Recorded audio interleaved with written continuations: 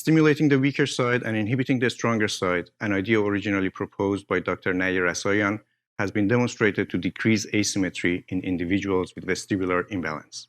This technique provides a unique method for effectively stimulating the vestibular system in the dark and does not require complicated equipment.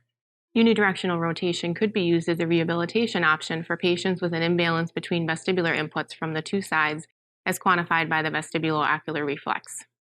This method requires a rotating chair and professional supervision. The critical aspect is the slow deceleration to avoid stimulation of the opposite side at the end of the unidirectional rotation.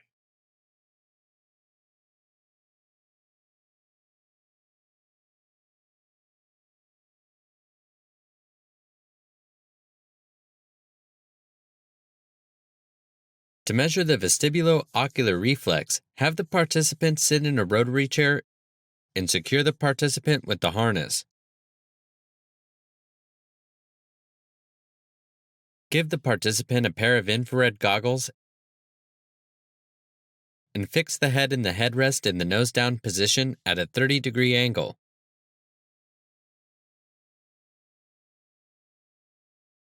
After the participant has acclimated to the dark, have the participant look at laser targets projected on the wall at plus or minus 10-degree angles to calibrate the eye tracker.